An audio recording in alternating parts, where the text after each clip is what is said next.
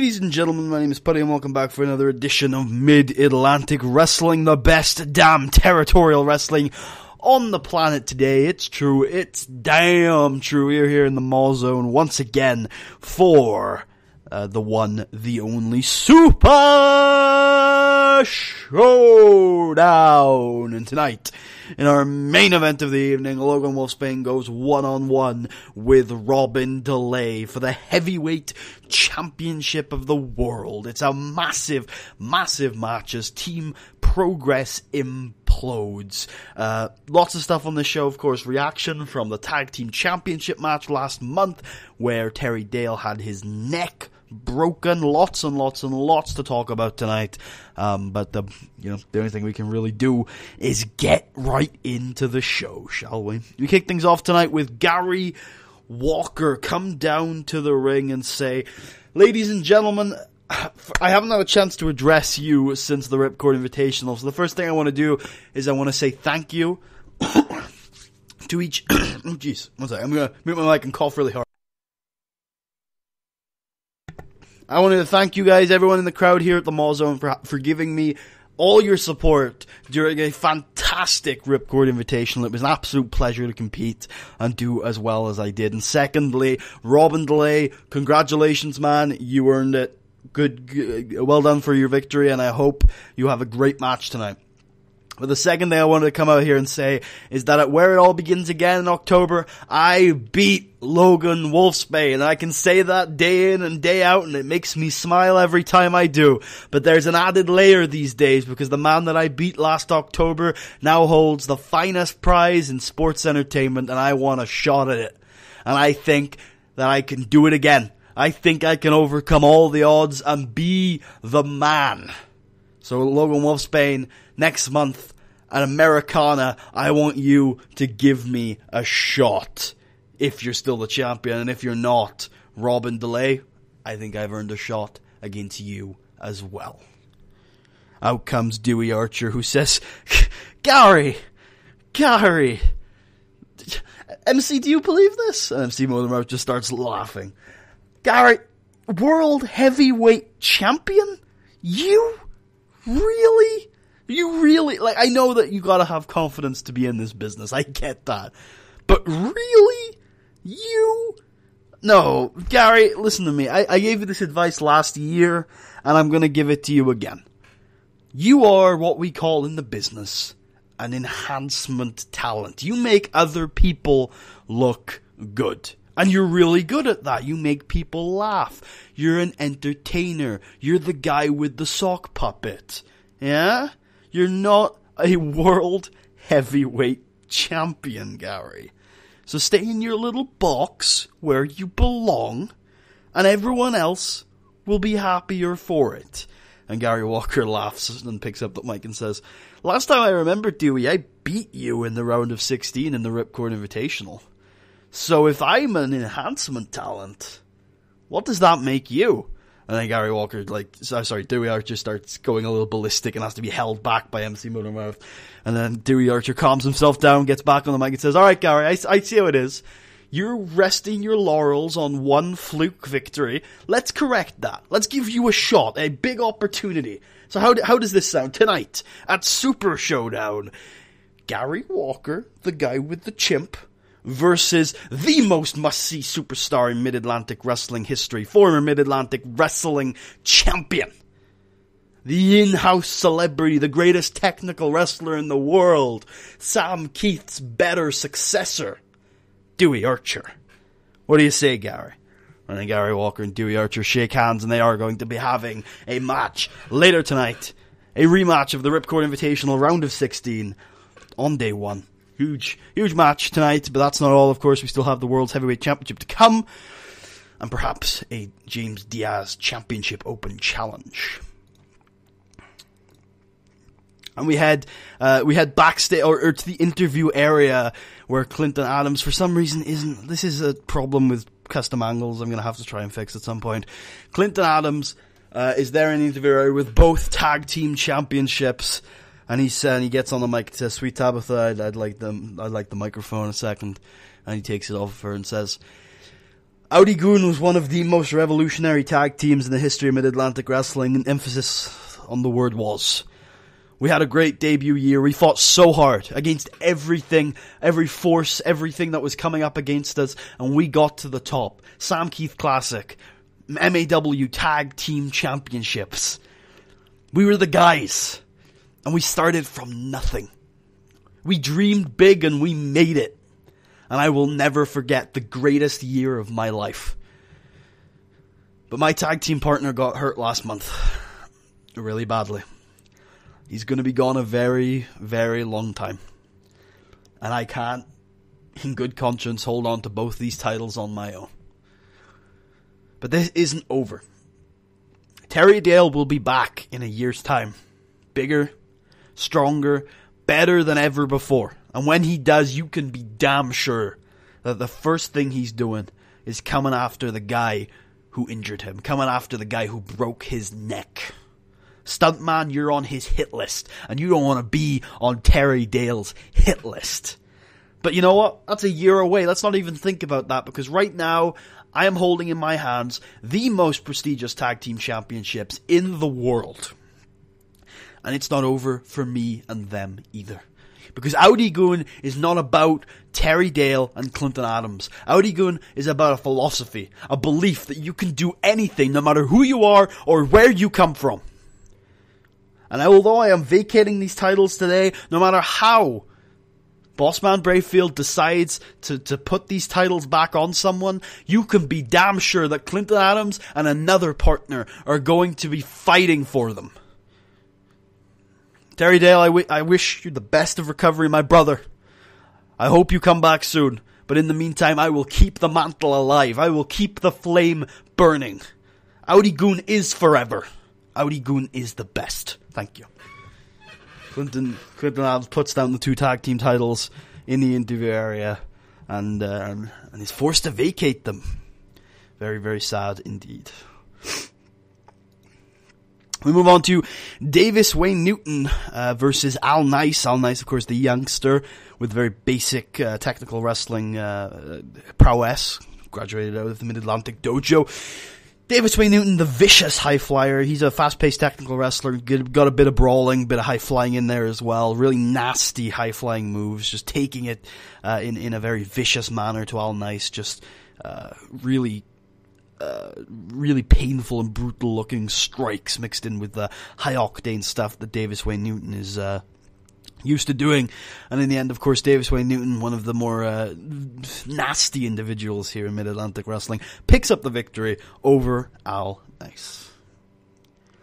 We head straight into almost a parallel match with Fro Sure, of course, more of a paragon of goodness here in Mid-Atlantic Wrestling, being on a bit of a animosity streak with Davis Wayne. Of course, the two men used to be friends, very similar wrestlers, but Davis Wayne took that corner-cutting, cheating, vicious route, whereas Fro Sure kept to be a paragon of principles and is never going to cut any corners. Goes up against Jack Wood, a really nasty individual himself. Not a cheater, not a corner cutter, but he's nasty. He's got that mean streak. He's been called by his executive producer, MC Motormouth, the greatest crossover athlete in professional wrestling today, and you can see that in the viciousness of his strikes and his chain wrestling, and you can see that with every move that he makes. But in the end, Fro Sure is able to keep up tonight with that heart and that passion, although you see a bit of a mean streak in Fro Sure tonight, maybe a Fred Yehi style stomp to the hand of Jack Wood every now and then, and showing that latent submission game that Fro Sure has been developing since he came to Mid-Atlantic Wrestling,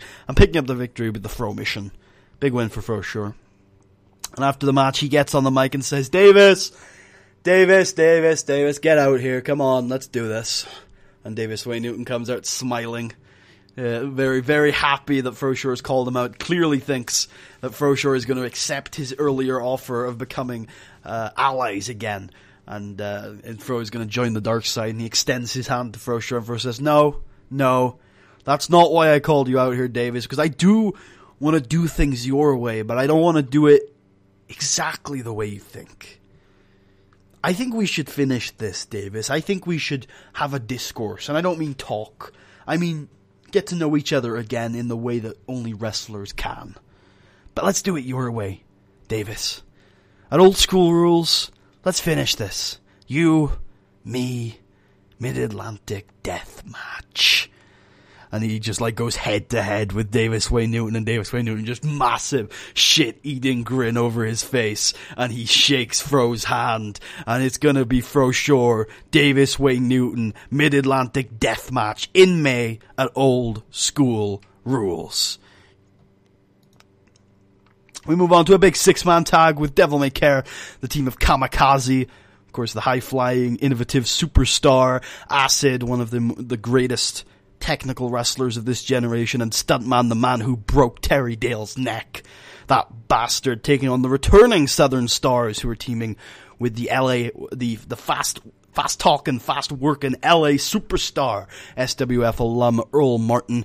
And of course, this is crazy. I mean, all these guys are prone to a bit of flippy shit, except for maybe Animal Harker, who can act as a bit of a base. Everyone just going at it with their high-octane, adrenaline rush style. Flip after flip, innovative move after innovative move.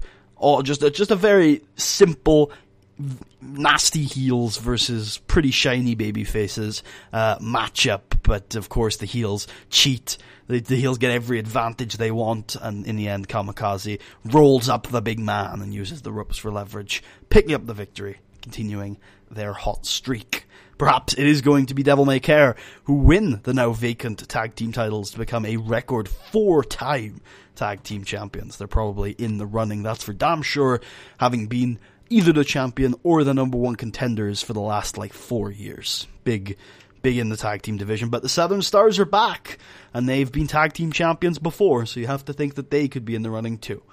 So we'll have to find out with the months ahead. We head to the interview area where James Diaz has a championship on his shoulder, and he says, American Elemental couldn't do it, so it's about time that I offer up the open challenge again. It's still open. I don't think anybody on the Mid-Atlantic wrestling roster can beat the big money monster James Diaz, so fine.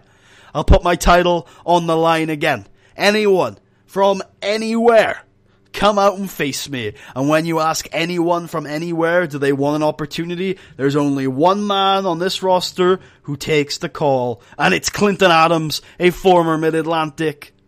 Shit. This was not meant to happen, so I'm gonna go fix that. It's not quite that much of a Cinderella story, sorry guys. No clue how that got past my fucking censors. I'm surprised James Diaz didn't put up a fit when that got booked. I see, nothing got booked. Interesting, so, fun fact, if you don't put any notes in for a James Diaz-Clinton Adams match, the game decides Clinton Adams should win the title. Yep, that's not happening, sorry. Clinton Adams is actually unhappy about that. That's pretty funny. Apologies for the very messy stuff, but I'm sure you're used to it from me by now. Let's just get back to that match. Everything's pretty much the same. Okay. Former Mid-Atlantic Tag Team Champion Clinton Adams, of course, answers the call, comes out to take on James Diaz, of course, just having to relinquish his tag team titles earlier in the night, and he takes it to James Diaz with that heart, that fire, that passion that won him and his partner Terry Dale the tag team titles. He takes it to James Diaz, a spirited performance from Clinton Adams. On another night, he may have won this match, but in the end, it isn't the case, as James Diaz's brutality, his physicality, the absolute specimen that James Diaz is, gets that momentum rolling, gets that brawling physical style as he bears down on the Asian American sensation, taking it to Clinton Adams and absolutely brutalizing him, and in the end picking up the victory with that money to burn. Tombstone piledriver in to an end of days. James Diaz makes defense number 3 of his Mid-Atlantic Wrestling Championship, still proving that he is one of the most dominant performers on the roster today. And we have our semi-main event as Dewie Archer and Garry Walker do battle once again in a rematch from the Ripcord Invitational. Dewie Archer tries to wrestle circles around Garry Walker, who only has rudimentary technical basics, barely even that. His technical wrestling is clearly worse than someone like an Al Nice. But what he does have is that spirit and that passion, and although Dewie Archer is that charismatic grappler that we have come to love here at Mid-Atlantic Wrestling, he's on par with guys like his former rival Ernest Youngman. and former Mid-Atlantic ace Greg Gage. He's really taking it to Garry Walker here, working him over head to toe. But Garry Walker has that passion, he has that fire, and he has that fury, and you can see the fire in his eyes. And he fights back against Dewie Archer, punches his way back into the match, gets that momentum going against a man, Dewie Archer has put Garry Walker down so much over the last year, calling him an enhancement talent, saying he's just a comedian, he should go back into a box. Absolutely terrible stuff, and you can see the fury in Garry Walker as he takes it to the architect of your destruction and picks up the win with that bionic clothesline. Ladies and gentlemen, it's time for our main event of the evening as we head to the interview area where Logan Wolfsbane, this is going to be bad. Oh well, Logan Wolfsbane is in the interview area with Sweet Tabitha, and he says, "Sweet Tabitha, have I ever told you what Team Progress do to traitors?" Well, tonight you're going to find out. Robin DaLay, you can go around acting like you're tough. You can go around acting like you're the guy. But the truth is, Logan Wolfsbane taught Robin DaLay all Robin DaLay knows. Logan Wolfsbane did not teach Robin DaLay all Logan Wolfsbane knows. Tonight I'm going to show you why I'm the mentor and you're the protege. You think George ever taught you anything that I didn't already know? You think why do you think George picked me to be the guy to win the Mid-Atlantic title? Why do you think he asked you to team with Papa Dan? It's because I'm the star of Team Progress, Robin, and you were always my lackey. But it's okay. It's okay, because all I gotta do is wait. All I gotta do is wait, because in a couple of minutes, you will be groveling at my feet, looking up at me and clawing, hoping for a shot. One little chance back into a match that you should have never taken. And I will laugh. I will hold my title aloft. I will look at you and I will demand that you bask in my glory. Logan Wolfsbane fired up, and tonight's main event of the evening in a 74 B-. Great match between the Team Progress alum as they take it to each other. Absolute fists of fury. Two raw physical brawlers. Nasty, nasty match. Logan Wolfsbane suffered a fractured cheekbone in this one. You can see the fury of the fists that are flying. Absolutely nasty match between these two. And of course, Robin DaLay alone out there. Logan Wolfsbane has the equalizer, has the wild card, has Marv Statler, the Team Progress member, at ringside. And these two just go at it, back and forth, back and forth. Logan Wolfsbane tries to use those technical wrestling maneuvers that he is so apt at, something Robin DaLay never picked up. Logan Wolfsbane with that Boston Crab, with that leg work, that lower back work, that's really going to slow Robin DaLay down. And we've seen over the last couple of months that Logan Wolfsbane is no longer a considerate technical wrestler. He's no longer a reserved technical wrestler. Back in December of, I think it was 2020, he broke Fro Sure's leg. He put hard times on Fro Sure and his family. And ever since then, it seemed like Logan Wolfsbane was more reserved in his technical wrestling. He was out there to win matches, not to break legs. And so he started to dial it back a bit and almost became a more cerebral wrestler. Almost became a more clinical wrestler. It almost did better for him losing that mean streak. But since around October, when he lost to Garry Walker, we've seen Logan Wolfsbane in a more vicious mood. He started to feel like, I don't get paid by the hour. If I break his leg, I win the match. And that's exactly the attitude he took into his match with Skip Boo. The match where he won the World's Heavyweight Championship. That's exactly the attitude he's taken across the territories with the greatest championship in wrestling today. If I break his leg, I keep my title. And all Logan Wolfsbane cares about right now is keeping that title. And he's got that ethos, that Team Progress ethos. Anything if it means winning. Cut as many corners. Cheat as much as you can if it means you still have the World Championship. Or if you just win a match. That's all they care about is victory. And that's exactly what Logan Wolfsbane does in this match. Nasty leg-breaking maneuvers. Doesn't quite work for Robin DaLay because he's a strong athlete and he's able to escape out of those holds. But it's some really nasty stuff from Logan Wolfsbane throughout.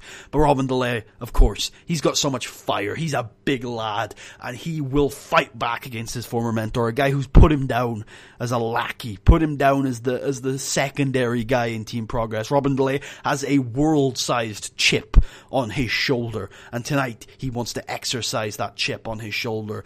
Elbows, forearms, drop kicks, everything that Robin can do to get momentum going. And you can see, despite the technical wrestling prowess of Logan Wolfsbane, it's not keeping the big man down. And Robin punches his way back in the match. Fire, fury, and passion for Robin DaLay. The crowd are getting behind him. Spinebuster, spear, and Robin DaLay is closing in on the heavyweight championship of the world, and he gets tripped from behind by Marv Statler. The momentum is broken. Spear by Logan Wolfsbane. Belly to belly. 1, 2, 3. Logan Wolfsbane is still the heavyweight champion of the world. I agree, Logan. This is bad. Thank you all for watching. I hope you guys enjoyed. If you did, please leave a thumbs up. Check out the rest of the series. Subscribe if you haven't already, and let me know what you think about Robin DaLay in the comments. Big breakout performance from here tonight, even though he didn't quite win the World's Heavyweight Championship. Let me know what you thought about the show. If you particularly enjoyed it and are feeling especially generous, you can check out a link to my Patreon in the description. And if you want to hear me ramble on Twitter, there's a link to that in the description as well. Thank you all for watching once again. Next time, it is Americana. We're probably going to have a Garry Walker, Logan Wolfsbane World Heavyweight Championship match. That's after Gary's little promo earlier tonight. There was some rumbling on Twitter and on the internet that the higher ups over at the Confederation of the Territories pretty much agree with Garry. He probably should get a shot, and his case is even stronger after picking up a victory against Dewie Archer tonight. So almost certainly going to be seeing Garry Walker versus Logan Wolfsbane next month at Americana, and then the month after that at Old School Rules we already have a match, and it is Fro Sure versus Davis Wayne Newton in a Mid-Atlantic death match. We also will possibly have a tag team championship determination next episode, but that is to be announced mid-month, or maybe not even then. So, you know, keep your eyes open. Lots of things going on in MAW right now. How will Robin DaLay react to life outside of Team Progress? How will Logan Wolfsbane and Garry Walker's little thing go? How will James Diaz's title reign continue with a clear dominance over the men's division at the moment? And when will the tag team titles get decided? All that and more, possibly, on the next episode of Mid-Atlantic Wrestling. I hope to see you guys then, and if I do, peace out.